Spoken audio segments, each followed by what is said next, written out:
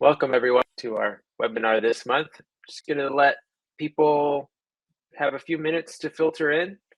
So we'll just stand by for a few minutes while we wait for a few more people to join us. Looking forward to having a good topic this month.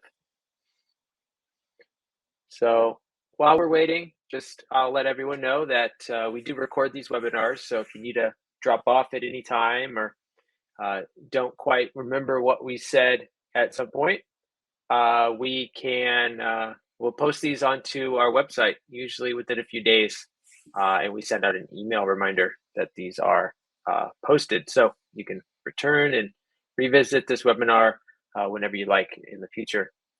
If you have questions, please write in the chat.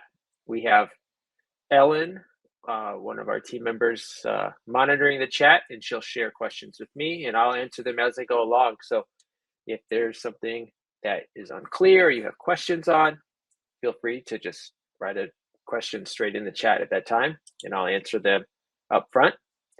We will also have time at the end for questions. So if you want to save your questions to the end, you're welcome to. Or if there's questions, maybe not related to the webinar, but you want to ask us, feel free to ask those at the end. And we'll be happy to answer that. We should have plenty of time for questions at the end. So maybe just another minute before I get started. And then we'll dive right in.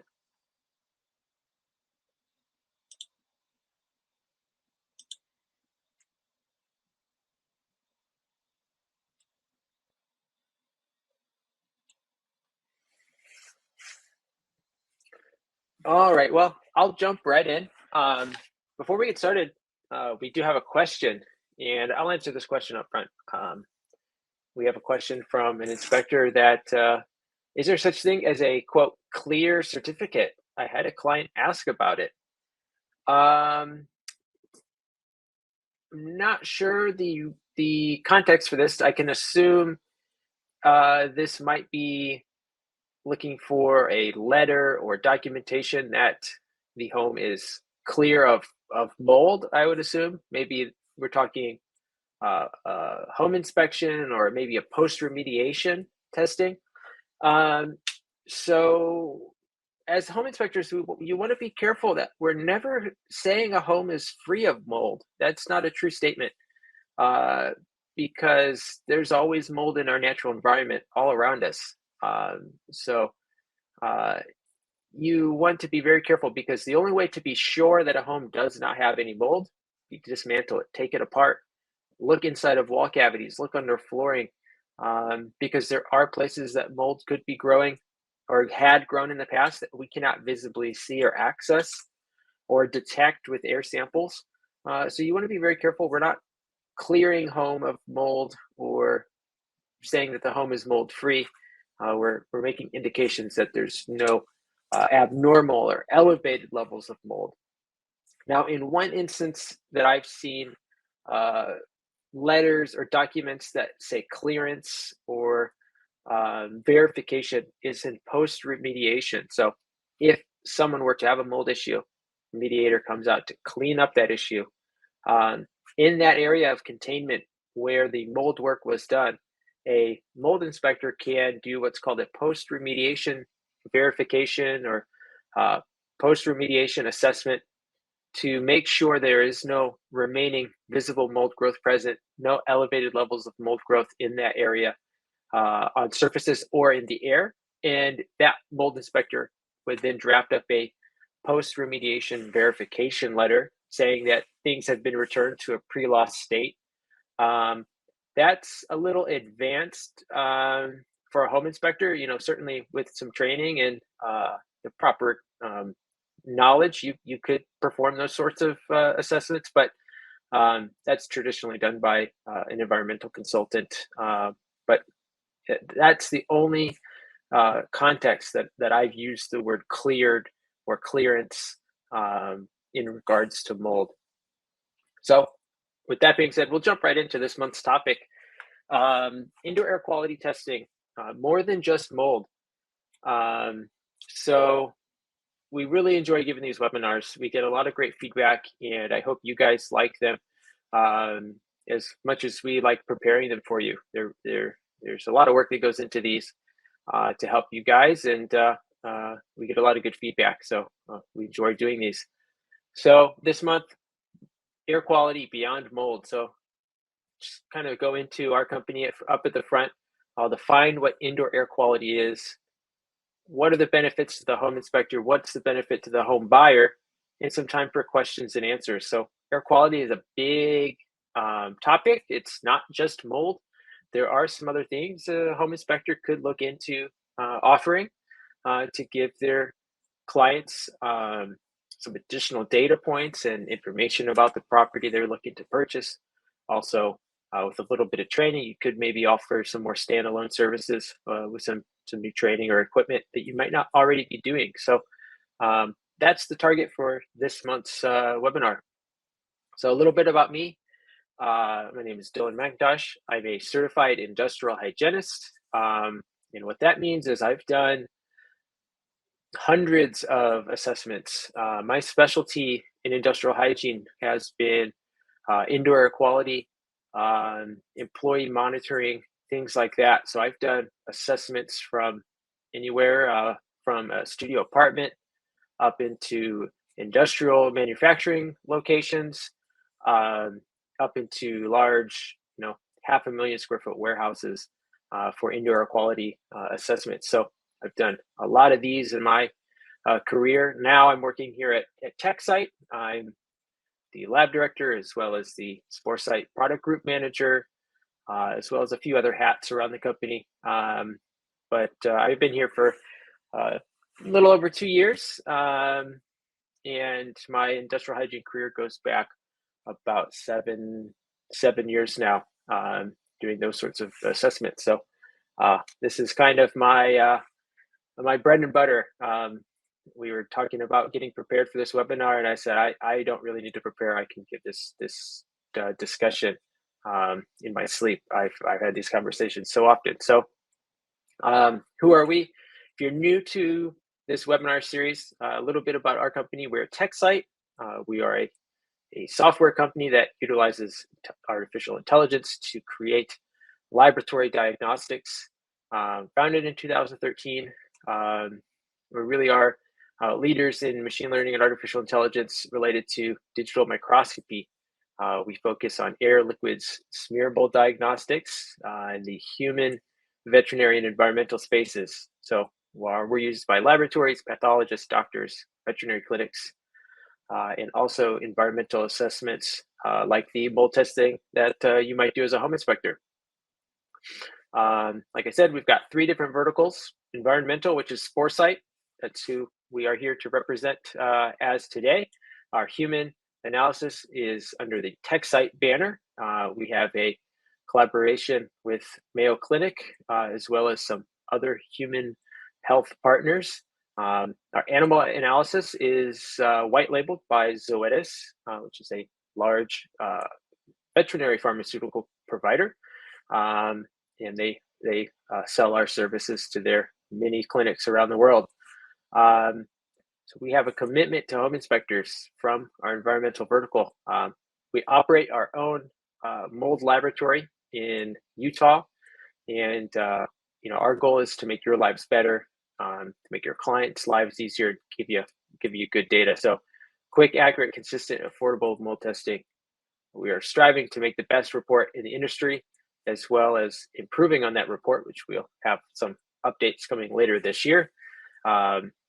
We strive to do same day or next day reporting. Your time is important. Your turnaround times are tight, and we realize that. So we offer quick turnaround time as a standard. Continuous innovation. That's really what drives a company like us, is to make what tests are out there, digitize them, and then improve on those tests. And we're here to provide the best product in the industry. And that's our report. We're very proud of that. So continuing on, let's get into the core of this discussion. Let's define what air quality is. Indoor air quality, what is that? So indoor air quality is the relationship between indoor pollutants or contaminants and their effects on occupants' health and or comfort. So outdoor air quality you may be aware of, here in the Midwest of the U.S., we're dealing with some outdoor air quality issues due to the wildfires in Canada. We have some particulate warnings. Outdoor air quality, we're aware of those topics. Indoor air quality is a little different. So we're looking at the effects that indoor pollutants could have. They could come from the outside, but they can come from internal sources as well. We're looking at how those contaminants or those pollutants are affecting the occupants, in a residential home, the residents, an office setting, the employees, etc. How that reflects. So people in the U.S. spend around 90% of their time indoors, in your house, going to the store, visiting with friends and neighbors, going to work. Most of the time that we spend as Americans are indoors. 90% of that time is spent indoors. So indoor air quality is a crucial aspect.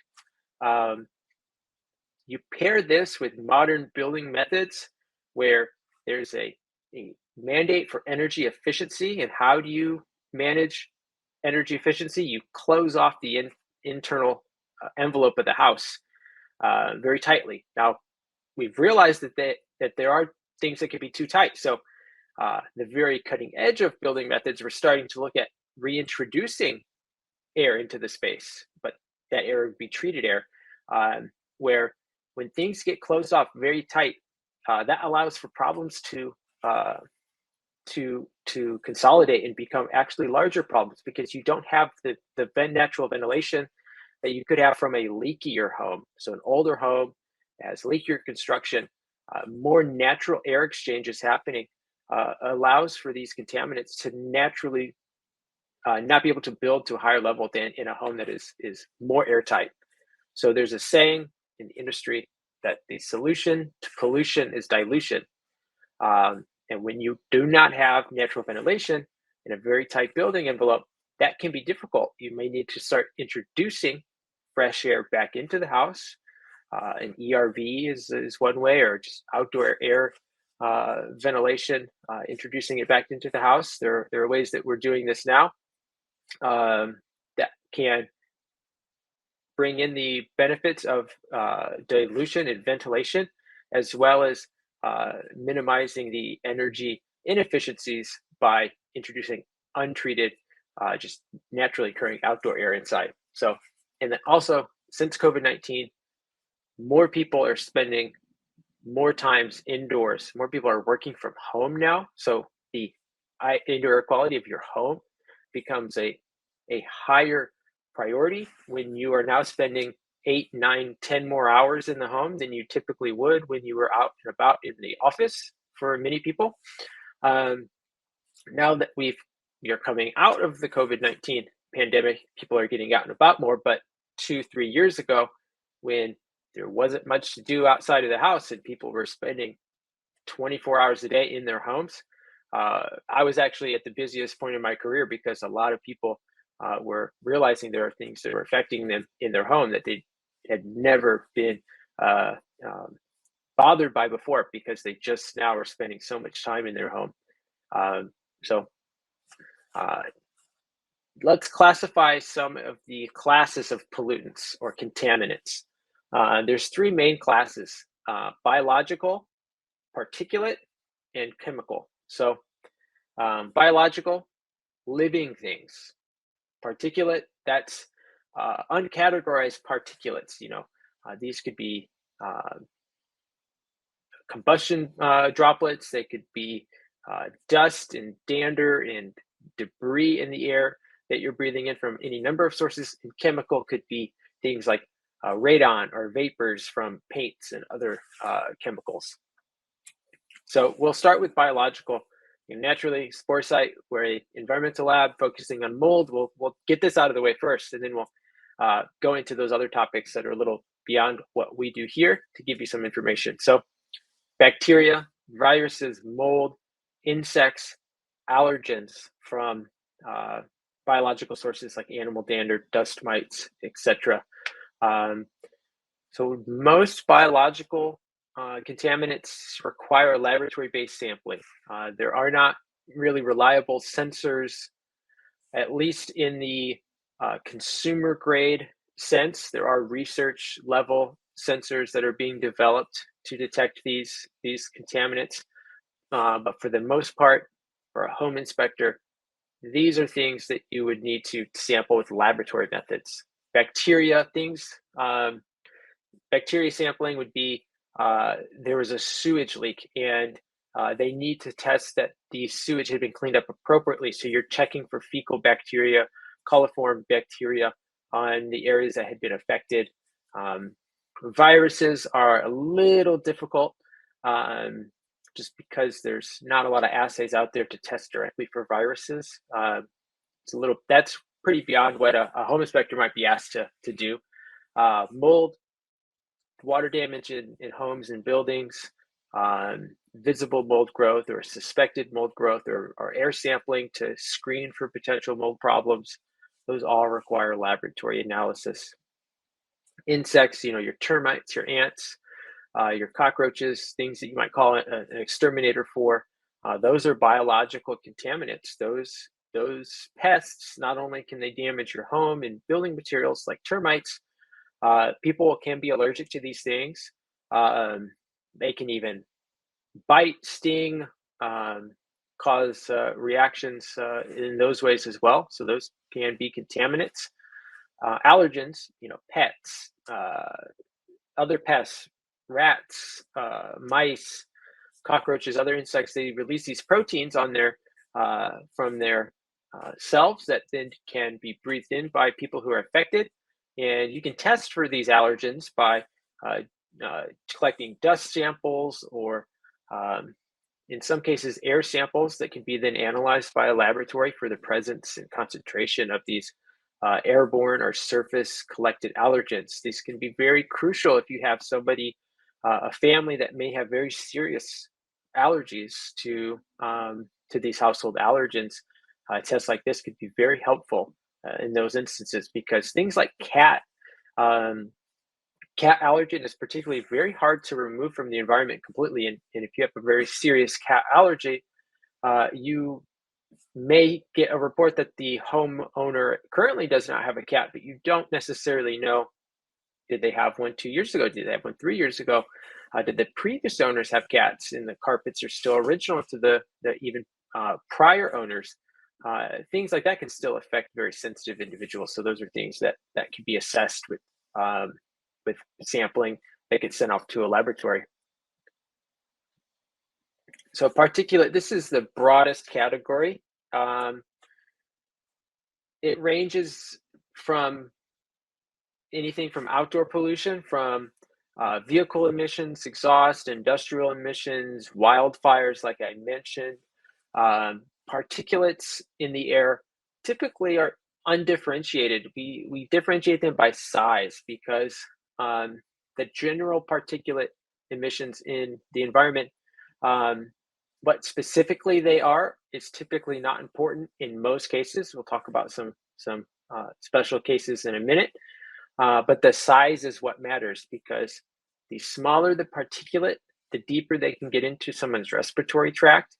And if they can get into the gas exchange region of the lungs, very deep in the respiratory tract, they can cause more harm than larger particulates that can get filtered out higher up in your respiratory system, in your upper respiratory tract, even in your nose and throat.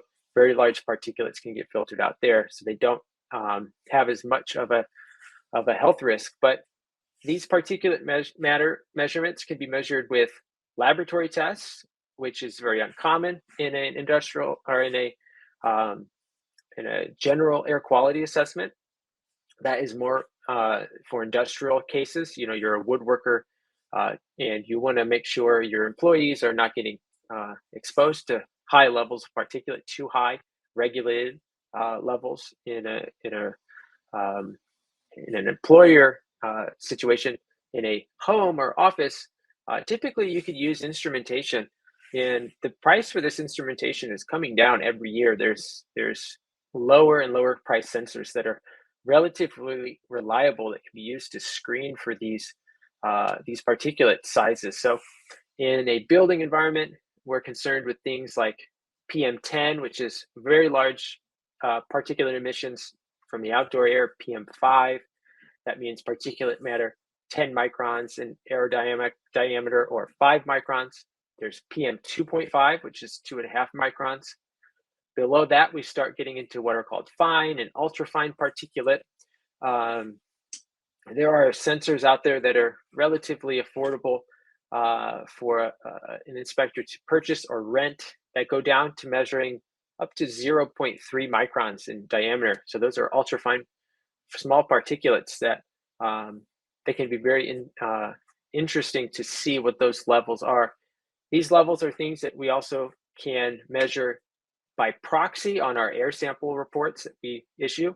I say by proxy because the units we report on are unique to our tests. There are not published standards or guidelines that would report it in the same way as our tests. So we're working on building a scale to interpret those numbers based off of our historical data of what's average, above average, or even good below average.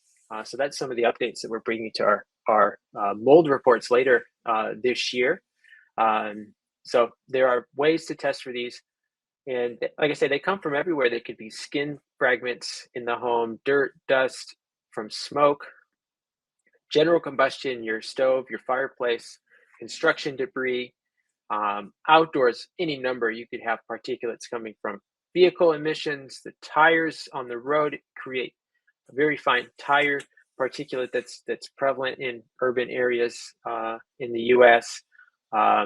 All sorts of sources of these, and they can cause any sorts of issues from asthma sufferers can be triggered, respiratory irritation, coughing, sneezing, that sort of thing, all the way up into there's strong studies to show that chronic exposure to high particulate levels can be a huge increase into things like heart disease, cancers, etc. So there are short-term acute symptoms as well as chronic long-term symptoms to be aware of for these particulate exposures at high levels chronically. Right, I mentioned that generally speaking, we don't care what the particulate necessarily is because the health effect is more tied to the size, except for in some unique cases. So I'll call these regulated materials. They're things like asbestos, where these are mineral fibers that we've used in industry and past building materials. Back in the 30s, 40s, 50s, asbestos was used in many materials, anywhere from floor tiles to joint compound in walls to roof tiles, texture. It was used in a lot of building materials. So there's still a lot of asbestos containing materials in homes around the US. And when they're in a solid state, in a good substrate, it's not damaged, it's not harmful. Now, when those particulates get released into the air as materials get damaged and they can be worked into a small fiber, inhaling those particulates of those fibers of asbestos can be harmful. And you can assess for asbestos in a number of ways. In many states, it's a regulated industry where you'd need a license or certification process. There's, certainly you'd want to, if you don't offer asbestos and you are interested in it, you'll want to look at your local and state regulations to start offering that, seeing about what kind of training you can get. But that is a specific particulate that has specific concerns and testing methods for. Another is crystalline silica, respirable crystalline silica. So silica is a naturally occurring mineral. If you go to a beach, that sand that you're walking on is probably very close to being 100% silica, but you don't develop lung cancer from going to the beach because those silica particulates are very, very large. They're maybe a millimeter in diameter. And we're not talking microns, we're talking millimeters because they're very large, relatively speaking. You're not inhaling them. Now, people who are stone workers, people who work and cut things like tile, concrete. It can release a very fine dust into the air, and that can be of a specific concern of causing tissue scarring or cancers in people who are exposed in high levels chronically. And then there's specific tests that you can do for respirable or crystalline silica. Typically, that sort of test is more specialized for an industrial hygienist or environmental consultant, not something a home inspector would be tasked with doing. It's just something I want to make you aware of, that there are specific particulates that have specific concerns besides their size. So we're rounding it up into the third contaminant group, the chemical group. Now, we just talked about biological and then particulates, solids that are in the air. Let's talk about gases and vapors and chemicals that one can be exposed to, and one that people can test for pretty easily. So chemical, we'll start with VOCs. This is a really popular term. You might hear VOCs, volatile organic compounds. What that means, these are chemicals that at room temperature can be found in a vapor form. Now, if you wanted to get more specific, we're talking things with very, very low vapor pressures, very, very low boiling points, which means they are released into a gaseous form at room temperature, or temperatures very close to room temperature. Many of them may have uncomfortable odors. Think of a new car smell is a great example for visualizing what a VOC is. That new car smell is actually the number of materials and glues and adhesives and all sorts of products in the interior of the car that are off-gassing these chemicals, these vapors, and they're collecting in the car. And that's really what that new car smell is. And the reason why, once your car gets, ages, you can't reproduce that same smell. It's because there's a finite number of atoms of these contaminants that can release off into the air. So as that depletes down, there's less compounds getting into the air, and the odor eventually fades or gets to a level that we can't perceive with our nose. So in a building, in a home, volatile organic compounds can be more concerning after a renovation or new construction, because those new paints and materials are off-gassing into the air.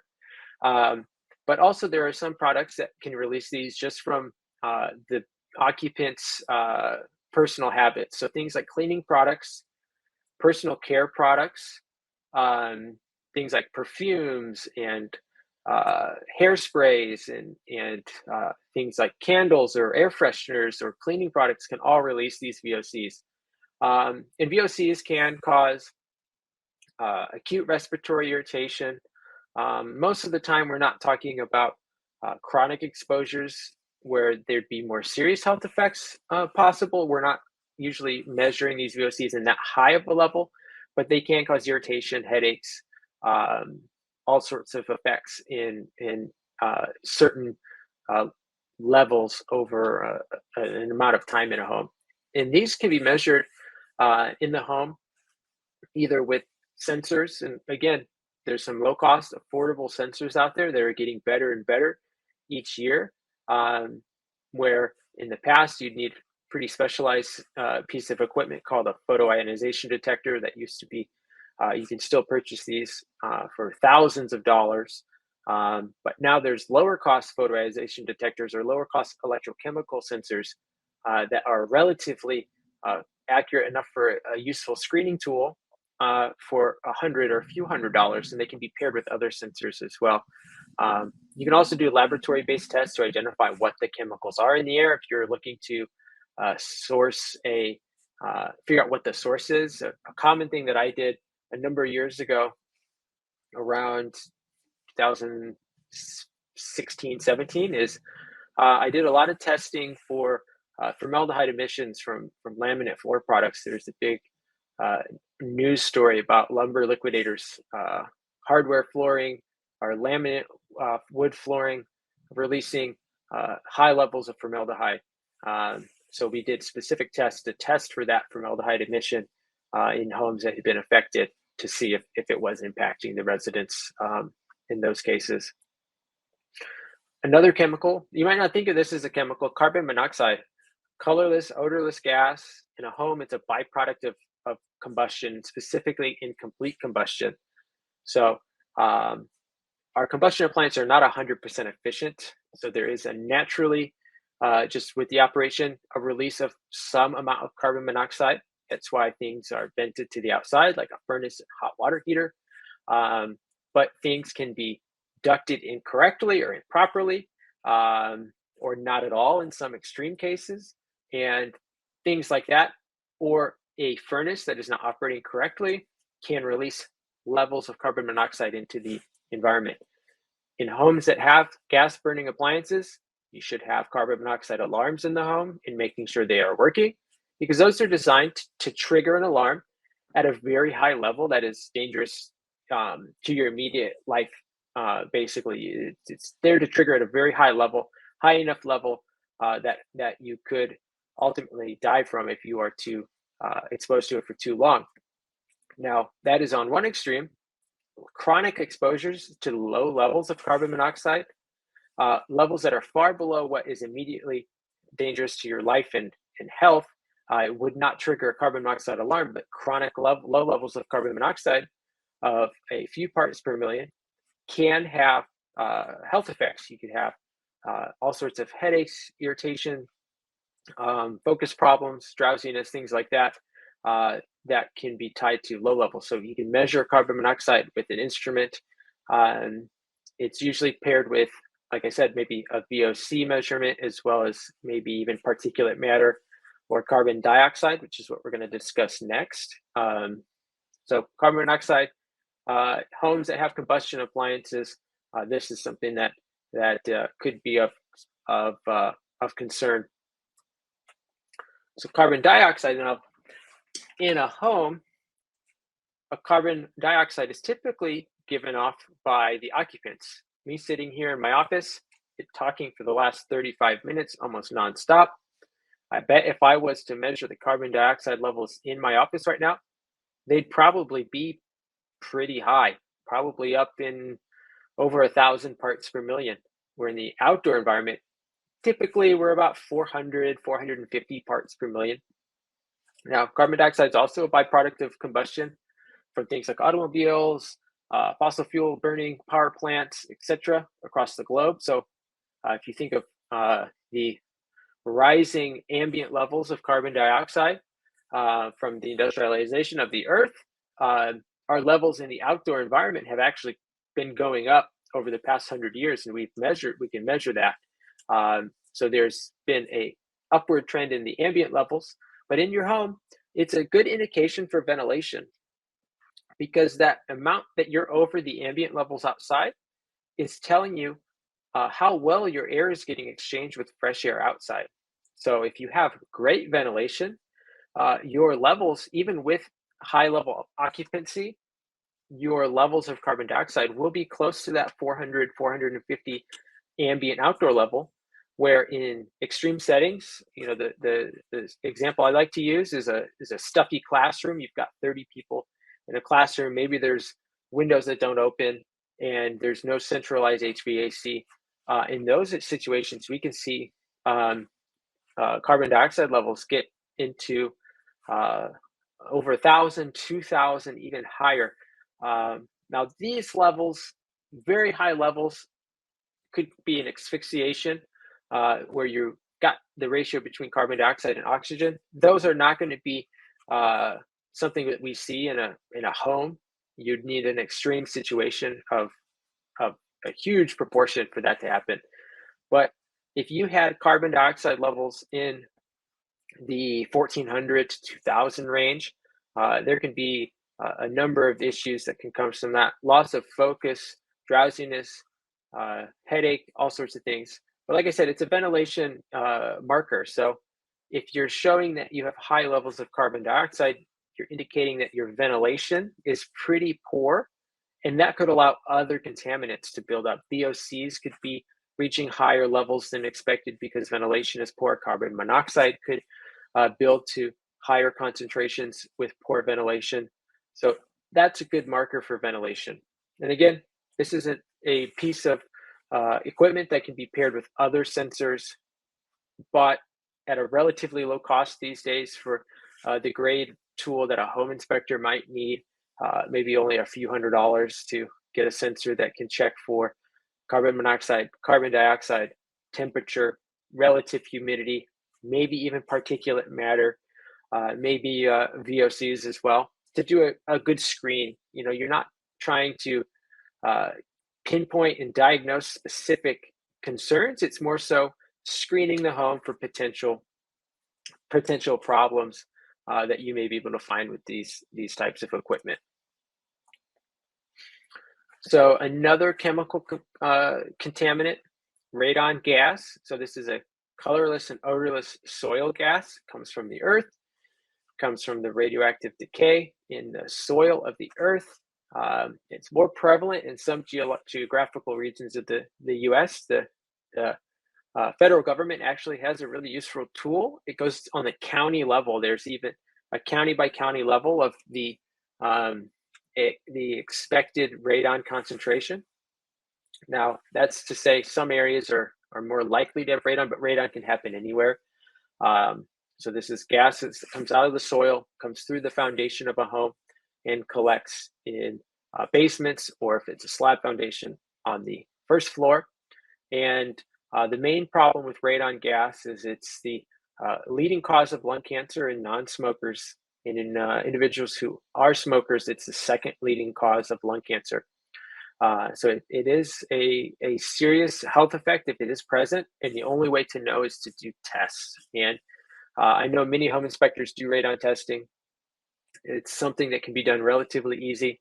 Some states it's regulated, so there's training programs that you'd need to complete. But the testing for radon is a very simple process. It's you can use monitors or charcoal kits or electrets, and essentially these are pieces of equipment that will monitor radon over the period of a few days, and then you return, collect the devices, and get a reading. And the readings are very easy to interpret because there is an action level for radon. So it's saying if your level of radon is above 4 picocuries per liter of air, you need to mitigate. The mitigation of radon, generally speaking, is a easy problem in most instances. It can be done relatively easy. It's not something that typically would kill a real estate deal, but it is something that could be of consideration to your client to know about this before going through with the purchase of a property, because the radon mitigation system can cost $1,500 to $3,000 or even higher if it's a very large home. But the only way to know if you have it is to test for it. So I'd say if you're not familiar with radon, I'd look up to see the areas you service, see what levels you would expect on that federal government map, to see if you're in that orange or red area, you should be offering the service. If you're in one of the areas around the US that are in the green or less affected, you may want to think about it if it's something worth your time to invest to train up on and get the equipment for. But even in those areas, you could have homes that have issues. It's as hyper localized as my home could have radon and my next door neighbor's home could not. It's very hyper specific. So it's some people will say, well, my neighbor got radon testing and they didn't have it, so I think our neighborhood's safe.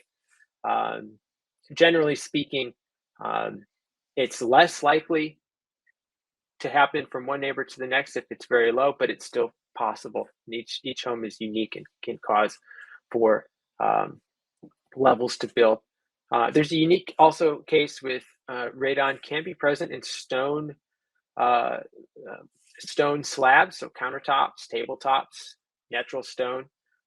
If they were mined from a region that had high radon levels, that radon can actually be absorbed by that stone slab and emit it back into the home. So often I've done radon testing in homes that didn't necessarily have a basement concern, but they wanted to see if their stone countertops were emitting radon.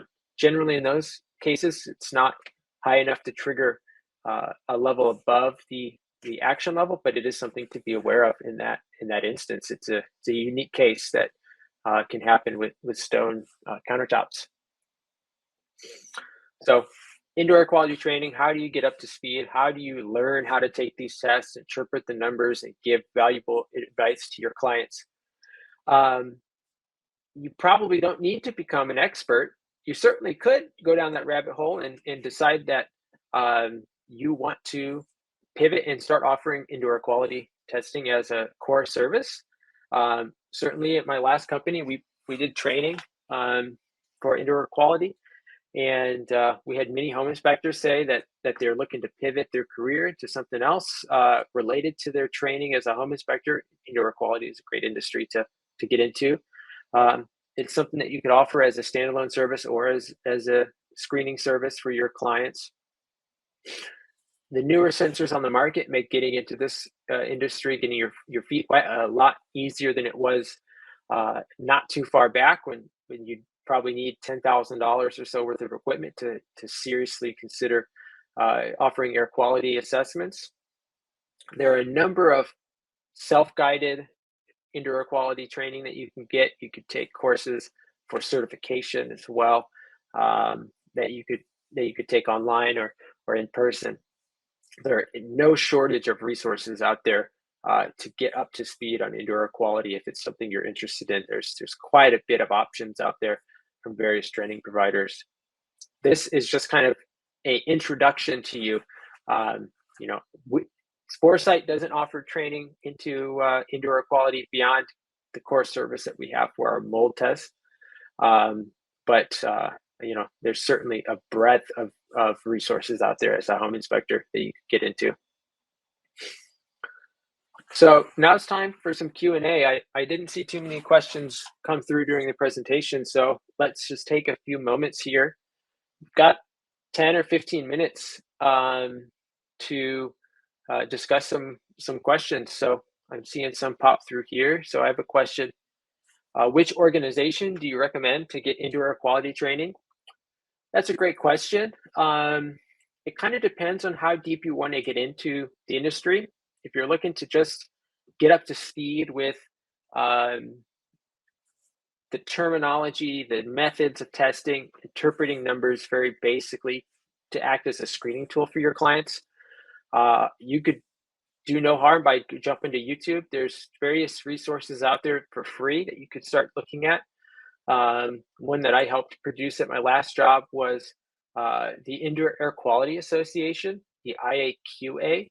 They have a YouTube channel with, I think, over 100 what we call IAQ tech tips. And these are short, less than 10-minute videos on any number of air quality topics that you could start doing a informal training on for free right now on YouTube. There are paid training providers that offer training courses, prep courses for certification, things like the ACAC CIE, Certified Indoor Environmentalist Certification, our Certified Residential Indoor Environmentalist Certification. These are training programs that are provided to work towards your certification, if that's something you're interested in. You could search Google for ACAC CIE training courses, prep courses, things like that. I know a number of people who provide training courses, so I don't want to have any specific recommendation on this because I'm sure I'll make somebody upset that I didn't recommend their specific company. But if you just do some Google searching, there's any number of free or paid resources depending on how deep you want to get into the topic. We've got another question here. What equipment do you recommend for indoor air quality testing? That's a really good question. And I was purposely being a little vague because the sensor industry is rapidly evolving into providing lower cost but still reliable sensors. And I admittedly am not up to speed with the most recent offerings that are out there. I just am aware of them as a concept. So I could give you great recommendations if you're looking for high level, very sensitive equipment. But like I said in the past, that's probably beyond what a home inspector wants to offer. Um, but things you should be looking for are um, looking at the resolution. So in the indoor environment, we're looking at carbon monoxide levels in the 0 to 10 parts per million range. And if you can get something that can have resolution below 1 part per million for carbon monoxide, that's good. Carbon dioxide, we're looking from 400 to 2000. So something with the resolution in that range. VOCs, depending on parts per million or micrograms per cubic meter, you're looking anywhere from 0 to 1,000. So very low resolution. Those sensors can be a little tricky, but they are out there. Um, yeah, so it's rapidly evolving. Every year there's more commercial sensors available, and there's more manufacturers putting them together and pairing them with software even for monitoring. I'm sure you've seen things. Even thermostats now can have these sensors built into them for homeowners. Um, so there's a class of sensors out there for just about any use case in price range. We got a question: what non-mold particulates do you guys look at? So in our report, what we report on today, we look at skin fragments from humans and animals. We look at things like carbon, so that could be from combustion, could be from tire particulates from the road. In other carbon sources, we look at soil, starch. Then we size all the particulates. We have 3 categories of particulates: below 2.5 microns, 2.5 to 10 microns, and greater than 10 microns. So we also look at things like insect fragments, hairs, fibers.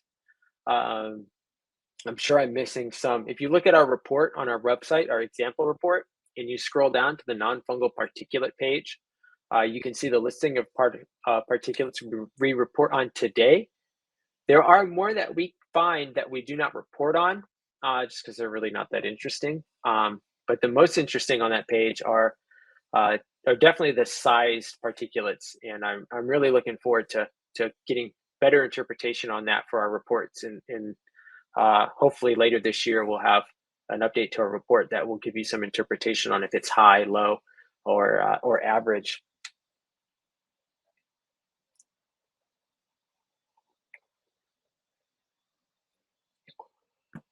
We've got a question: what happens if your client is involved with a lawsuit about health issues from a home? If you're subpoenaed or called to testify, you probably, as a business owner, you want to consult a legal professional on how to react to those. I won't get too deep into it because it's a little out of my wheelhouse, as I'm not a legal professional. But generally speaking, based off of what you've assessed, um, those reports may be uh, called into as exhibits in the lawsuit or mediation or whatever it may be. Um, you're probably there to supply a factual witness, not an expert witness. You're there to say what you measured, if you did measure, what you found, what your reports say, and then from there, um, it's really up to the legal professionals to decide on where it goes from there. Um, that's the situation where you want to make sure, um, if you're doing things like air quality assessments, that you have um, your instruments um, marked in your reports to say what you used. You make sure you're not providing too much, because as a home inspector, again, you're screening. You're not there as a as a IAQ expert. You're there as a home inspector to screen for sources of concern, not to pinpoint or diagnose specific health concerns that your client may have, because you're not a medical professional. So um, those are things that you probably want to be aware of if you're in those situations where there's a legal battle about the health of an occupant in a home. Question, Brian asks, do you guys do asbestos or radon? It's a good question. We've thought about looking into asbestos. The issue with asbestos, with the style test that we do, asbestos air sampling, air sampling is really mostly relevant in projects with abatement. Asbestos fibers are pretty heavy, generally speaking. So if there is a release into the air, say someone damages a floor tile, that asbestos is airborne only for a limited amount of time before it settles off into the dust in and out of the air. So it does not remain airborne for very long. So air sampling a home as a screening tool is typically not common industry use for that test. So our air style samples are not really the way to detect asbestos. You really should do a survey of building materials and specifically damaged materials, not test the air. You could also test the dust. But our analysis does not pick up on asbestos fibers or differentiate asbestos fibers. And radon is a gas, and our test that we use for our air quality in mold testing, we do not detect any sort of gases in the air. You'd need a special equipment that detects radon to analyze radon. And typically those are done with sensors these days. There are some, you could do a charcoal canister test where you send it into a lab, but those have kind of gone out of favor for the sensor and monitor-based products out there. Do you guys offer any guidance looking at the results of report, especially for non-fungal particulates? So today we really don't, just because, like I said before, the way we measure these particulates, nobody else in the industry is doing, and there's no associated literature to provide a good analysis for these. So today it's more of your kitchen levels were higher than your bedroom, and those levels were higher or lower than the outdoor air. We don't have good intuition on how to interpret those numbers just on face value. So we're undergoing a pretty big data analysis project of our historical samples to start to see what averages are on these, what ranges are expected, and then hopefully we'll be providing some interpretation to those numbers later in the year in the report, similar to how we do for the mold levels, where we could throw highlights when the algorithm detects things that may be above average or even below average. We could highlight the good news as well. So that's coming later in the year, maybe early next year, depending on how long that process goes. Does Sporecyte have any materials we can put on our website for our clients? Go to our website, sporecyte.com, go to the Pro Resources tab, and we have, I think, maybe one or two sales brochures. Now you could link them on your website. We don't have any great specific resources to directly put into your website, but we do have those sales flyers that guys will print out and hand out to clients. We do have people that have those linked on their website as well, so you could do that. Our sample report could be something that you could put on your website to show your clients what style mold reports you hand out based off of our product. That's on our website at the Pro Resources tab. Do you have a glossary of some kind, or for these non-mold particulates? That's actually something that we are hopefully finishing up next week. We have one internally, and there's also, I will say, other laboratories that have very good fungal libraries or analysis libraries on their website. It's something that we've been putting a lot of work into, and we're just going to be finishing up next week, and it probably will roll out soon after that. Maybe a little later in the summer, if it takes a little longer. But it is something that we're working on, and will be available directly from us in the near future. It's not just quite not ready yet for the public.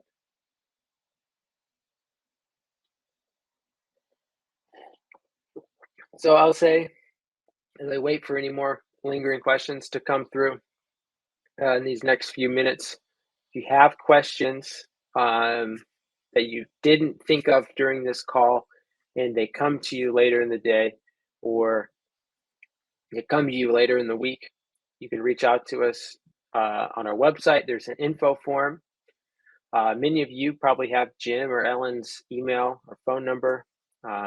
Contact them with your questions, and they probably got the answer for you. But if there's a really tricky one, we can get it to whoever in the organization can answer it for you. Couple more questions. Any recommendations on pumps? I'll assume you're talking about mold sampling pumps, air sampling pumps for mold cassettes. Depends on what your budget is. The industry standard is the Zephon Biopump Plus. That is kind of like the one size fits all pump for air sampling, but it is a little expensive. I think it's now $675 for that pump, it is expensive, but it does do everything reliably, and it is a very good pump. I found those pumps on eBay for as low as 150, 200 bucks in a used state that is still serviceable. It will still work. Lower cost pumps. We sell a pump on our website right now. Our new pump, we didn't tease it in this call, but we have in the past. We have our own designed and manufactured pump is going to be out later this year, and if you're on our email list, you'll certainly get notice about that. But the pump that's on our website, if you're looking to get into mold sampling and you're not sure if it's for you and you just want to dip your toe in, the mold pump on our website is a very easy way to get into the industry with a piece of kit that is not quite something that you're going to have around for years to come. You will pass it on to your children when they take over the family home inspection business. But it's something that you can get started up with at a relatively low cost. Our new pump that we're going to be coming out later this year is going to be, it'll be the most affordable pump with its set of features. It'll be $150 for the kit, which is about $120 cheaper than its closest competitor in the space. So trying to keep those prices down to make it easy for you guys to enter this air quality sampling industry without having to jump straight into a $700 piece of equipment you're not sure about. So we are just a few minutes away from wrapping up. I'll see if there's any more questions that come in the next 30 seconds or minute or so.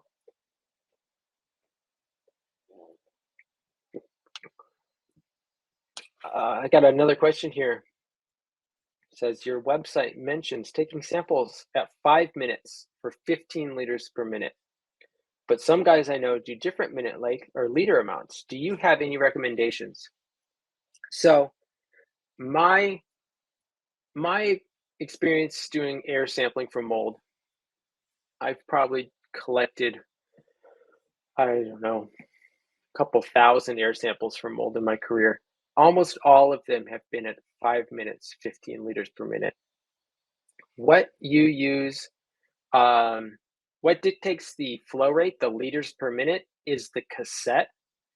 The industry standard, the cassette most people are using is the Zephon Aerocell cassette, and they say that cassette's designed to be operated at 15 liters per minute flow rate. There are cassettes out there that can do 5, 10, so you want to follow the manufacturer's recommendation on the cassette.